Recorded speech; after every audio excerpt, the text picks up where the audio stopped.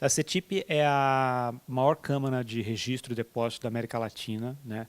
A gente tem mais ou menos 2,7 bilhões, 2,7 trilhões em ativos de renda fixa e algo em torno de 700 bilhões em derivativos registrados, tá?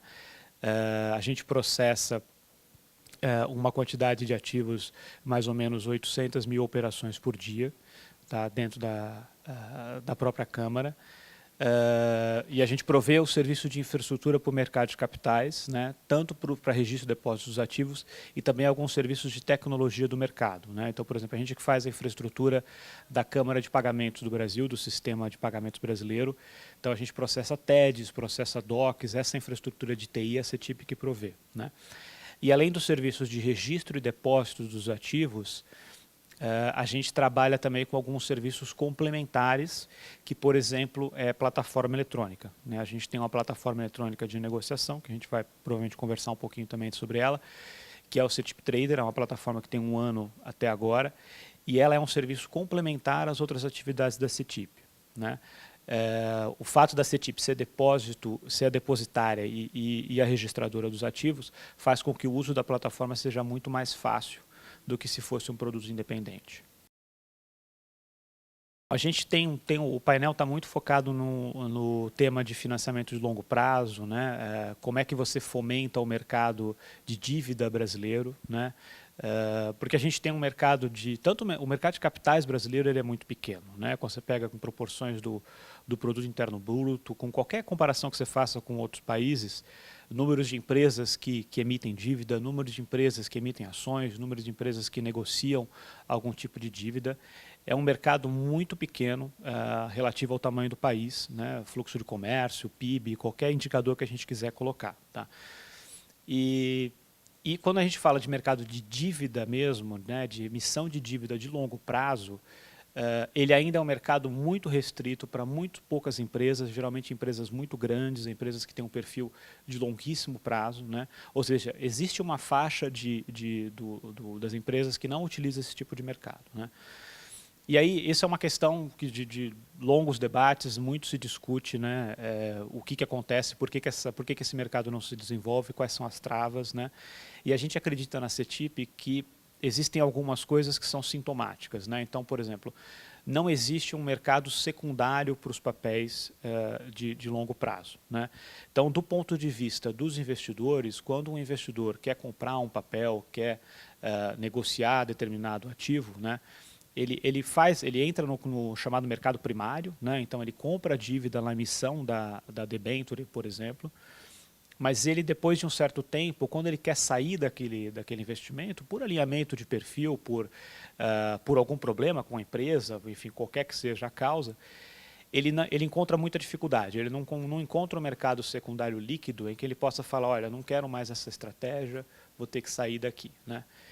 E aí isso inibe o investimento inicial, porque a seleção fica uma seleção adversa. Então, aquele investidor que vai comprar aquele papel de dívida de longo prazo vai ser, de fato, aquele que pretende segurar o papel para o resto da vida, né? Para a vida do papel. E, geralmente, um papel de dívida desse tem um horizonte de 5 anos, 10, até 20 anos. Né? Então, a gente acredita que a inexistência de um mercado secundário mais líquido é um problema para o desenvolvimento do mercado como um todo de dívida. Né?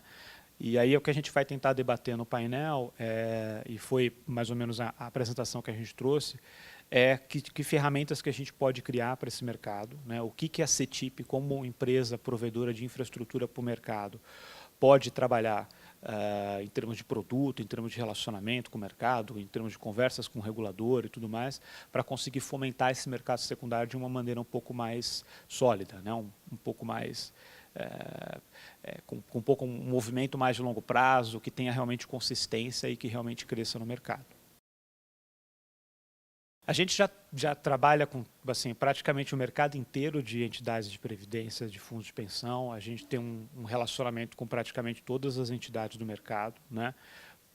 Porque elas precisam ter um tipo de relacionamento com a CETIP para poder registrar, ter a segurança que os ativos existem de fato, estão de fato depositados, foram registrados. Né? Quer dizer, a gente tem essa participação no mercado de forma isenta. Né? A gente elimina o conflito de interesse de qualquer transação, porque todos os ativos estão lá dentro, são registrados, a CETIP é uma parte isenta, né? E aí esse gestor de fundo de previdência, ou diretamente ou através do seu custodiante, ele consegue ter certeza que o ativo está lá dentro, né? Bom, mas aí o que a gente consegue fazer além disso? Como é que a gente consegue dinamizar mais o mercado, né? Aí entra um exemplo que a gente está discutindo bastante, que é a parte de mercado secundário de plataforma eletrônica, né? Então, quando a gente provê uma ferramenta para o mercado em que aquele gestor de fundo de pensão consegue em algum momento que ele quiser, né, que ele, de novo, por filosofia dele, por decisão de mudança de portfólio, o que seja, ele quiser aproveitar uma oportunidade, uma janela de mercado para poder sair daquela posição, né, com papel de dívida, por exemplo, ele tem um mercado secundário à disposição para poder fazer essa negociação, né, para conseguir fazer isso de forma transparente, a um preço correto, né, e com todos os controles de compliance que sejam necessários numa transação dessa, né. Quer dizer, é uma migração de um modelo que era muito informal, que a gente chama lá de balcão puro, né? Que é o gestor pegar lá o telefone, ligar para o corretor e falar, olha, eu quero tal papel ou eu quero vender tal papel, né? E aí ele está sujeito a todas as condições, até que às vezes que aquele próprio corretor, que aquele próprio intermediário está colocando, para migrar para um outro nível de negociação, em que ele tem transparência de preço em tela, em que ele tem, às vezes, contrapartes ocultas, né? Então ele não precisa mostrar que é ele que está negociando aquele papel.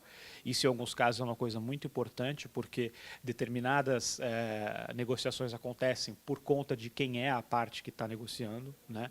Então, o fato de ele conseguir se ocultar é uma coisa interessante.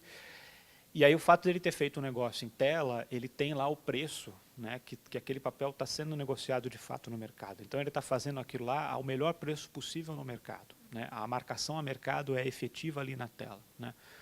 E aí quando isso acontece, todo o processo dele posterior de auditoria, compliance, está resolvido, porque não tem nada que ele tenha que explicar sobre aquilo, né? O negócio aconteceu de forma completamente transparente, num preço dado por sistema, com partes ocultas, né? De forma semi-anônima, né? Que a gente chama. Então isso ajuda todo no processo de risco e compliance dele. E além de tudo isso, tem uma outra parte que é super importante, que tem uma integração que a gente chama de integração pós-trade, que a gente tem umas ferramentas que chamam IceLink, que eu vou apresentar brevemente no painel também, que elas fazem toda a integração com o custodiante, administrador legal do fundo dele e tudo mais. Então, o processo acontece também de forma operacional muito mais rápida e muito mais segura.